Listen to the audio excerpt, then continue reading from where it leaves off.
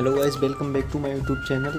आज मैं आप लोगों को बताऊंगा कि ग्रामर यानी कि व्याकरण क्या होती है। तो चलिए सबसे पहले हम इसकी परिभाषा जान लेते हैं कि व्याकरण क्या होता है। ठीक है, तो हिंदी, अंग्रेजी या किसी अन्य भाषा को शुद्ध रूप देने के लिए व्याकरण का ज्ञान आवश्यक है। इसलिए अंग्रेजी में व्याकरण यानी कि ग्रामर वह शस्त्र या हथियार है जिसके द्वारा अंग्रेजी को ठीक ठीक बोलना व लिखना सीखा जाता है। ठीक है, अब आता है वर्ड शब्द। ठीक है, वोवेल और कॉन्सोनेंट यानी कि स्वर और व्यंजन को मिलाने से वर्ड यानी कि शब्द का निर्माण होता है। ठीक है, वर्ड को अगर हम नियम अनुसार मिलाते हैं तो फ्रेज और सेंटेंस मतलब वाक्य बनते हैं। ठीक है, वर्ड 8 प्रकार के होते हैं जिन्हें हम पार्ट ऑफ स्पीच भी कहते हैं। ठीक है, तो ये 8 प्रकार के क्या होते हैं वो हम आगे यहाँ पर जानेंगे। तो नंबर 1 जो है वो हमारे यहाँ पर है नाउन यानी कि संज्ञा, और जो नंबर 2 है वो है प्रोनाउन यानी कि सर्वनाम। नंबर 3 पे है एडजेक्टिव विशेषण, और नंबर 4 वर्ब यानी क्रिया। नंबर 5 हमारा एडवर्ब है क्रिया विशेषण। नंबर 6 है प्रोपोजिशन संबंध सूचक अवयव। ठीक है, और नंबर 7 कंजक्शन यानी कि संयोजक। ठीक है, और नंबर लास्ट जो कि 8 है इंटरजेक्शन विस्मय बोधक, जिसे हम हिंदी में कहते हैं। ठीक है, तो चलिए यहाँ पर हम इस नाउन की परिभाषा देखते हैं। ठीक है, तो यहाँ पर हम लिख लेते हैं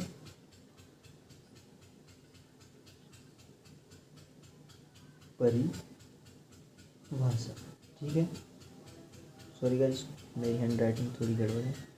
ठीक है, यहाँ पर हमने लिख लिया परिभाषा। चलिए देखते हैं परिभाषा क्या है इसकी। तो जो परिभाषा होती है किसी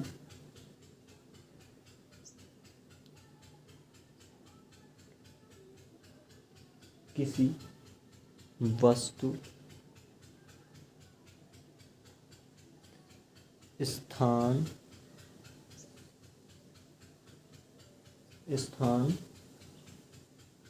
व प्राणी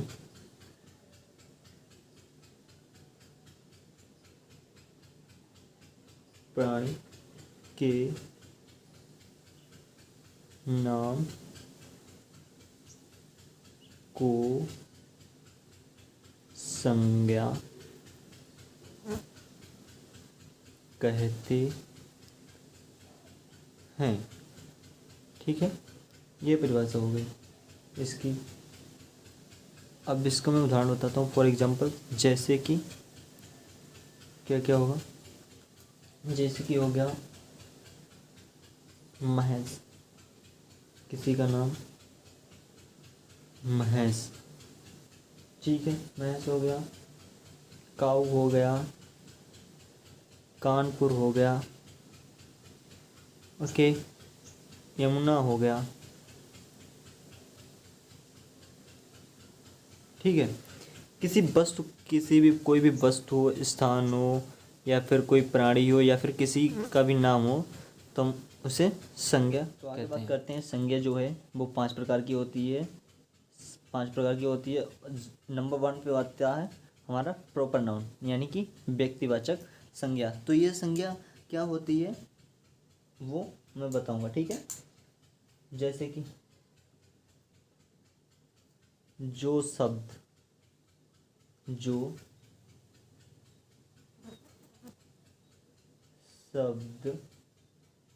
किसी विशेष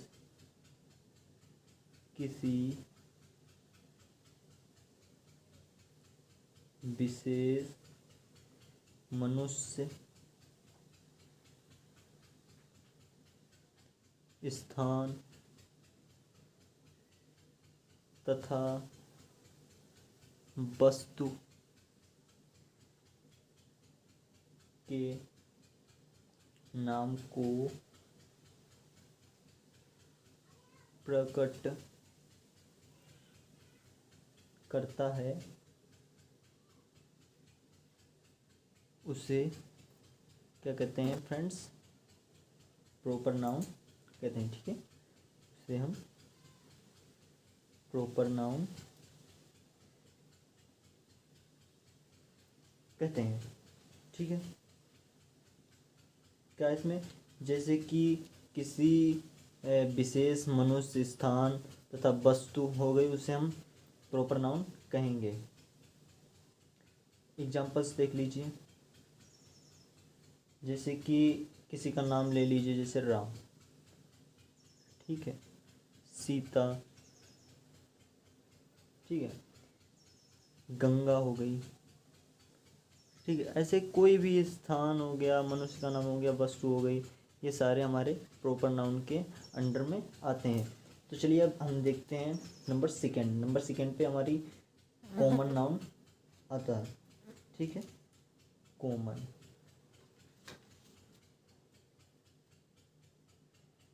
नाउन, जिसको हम हिंदी में कहते हैं जातिवाचक संज्ञा।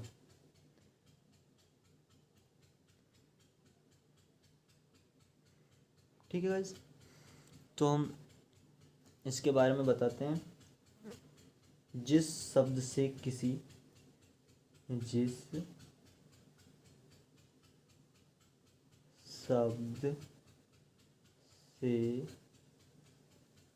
किसी जाति के प्रत्येक वस्तु या व्यक्ति का बोध होता है, उसे क्या कहते हैं, कॉमन नाउन कहते हैं। ठीक है,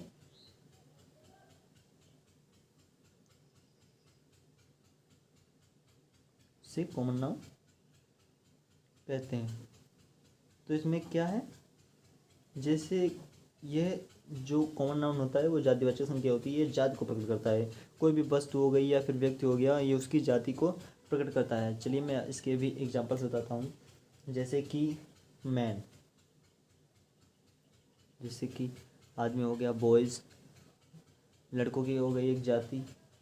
ठीक है, काऊ हो गया, केट हो गई, रिवर हो गई, नदियाँ हो गई, स्कूल हो गए, ये सब क्या है, वस्तुएं, ये इनकी जाति बताती हैं, मतलब ये क्या चीज़ है। ठीक है, और चलिए आगे बढ़ते हैं, नंबर थर्ड पे बढ़ते हैं।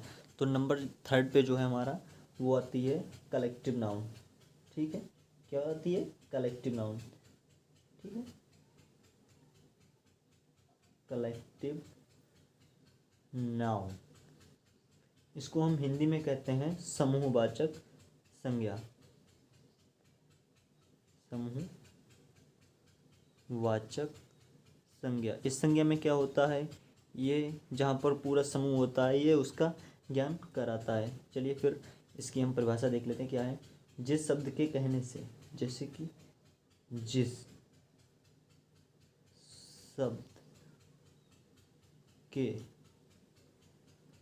कहने से किसी, सॉरी फ्रेंड, से दो बार लिख गया, से किसी चीज या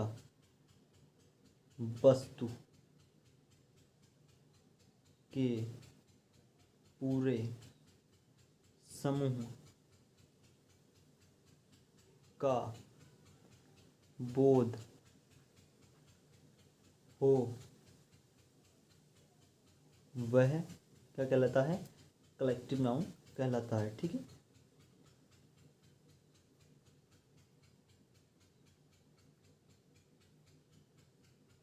कलेक्टिव नाउन कहलाता है। ओके फ्रेंड, इसके भी एग्जांपल्स बताता हूँ। जैसे कि एक हमारा समूह, हमारी फैमिली हो गई। ठीक है, जैसे कि हमारा एक समूह हो गया, फैमिली में तो कई सारे लोग आते हैं, इसलिए समूह हो गया, फैमिली हो गई। स्कूल हो गया, स्कूल में भी, जैसे स्कूल छोड़िए, क्लास ही एक ले लीजिए, क्लास में कई सारे बच्चे रहते हैं, तो एक समूह हो गया।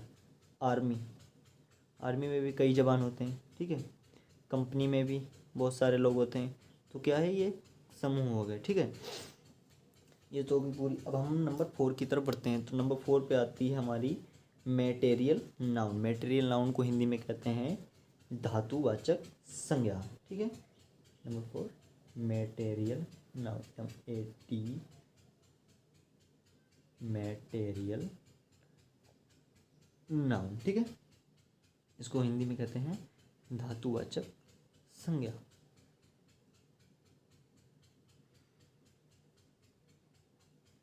ठीक है, इसकी परिभाषा जान लेते हैं। जिस संज्ञा शब्द से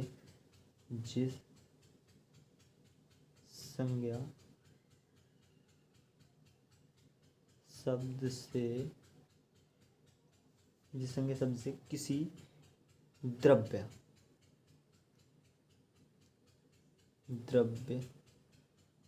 या धातु का बोध हो उसे मैटेरियल नाउन कहते हैं। ठीक है गाइस, उसे क्या हम कहते हैं? मैटेरियल नाउन कहते हैं। ठीक है, इसमें भी जैसे क्या हो गया, ये किसी भी द्रव्य या धातु का, जो द्रव्य या धातु होती हैं उसको बताता है। इसके एग्जांपल जैसे ले लिए वाटर। ठीक है, वाटर हो गया, ये द्रव्य है। ठीक है, इसको बता रहा है। राइस हो गया, वस्तु है। ठीक है, शुगर हो गया, ऐसे भी अदर चीज़ें। ठीक है, अब हम नंबर अपने 5th की तरफ बढ़ते हैं। तो नंबर लास्ट जो 5th है वो होती है हमारी एब्स्ट्रैक्ट नाउन। नंबर 5 पे आता है एब्स्ट्रैक्ट नाउन। ओके, इसे हिंदी में कहते हैं हम गुणवाचक संज्ञा। गुणवाचक संज्ञा। ठीक है, ये किसी के भी गुण को बताती है कि ये इसमें क्या खासियत है, उसे ही हम गुणवाचक संज्ञा कहते हैं। ठीक है, तो इसकी परिभाषा जान लें। जिस संज्ञा शब्द से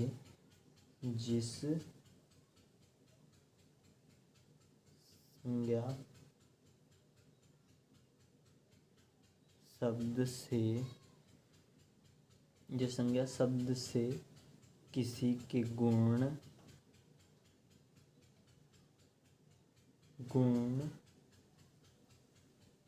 हो गया। ठीक है, गुण, अवस्था हो गई, कार्य हो गया। ठीक है, कार्य या शास्त्र का नाम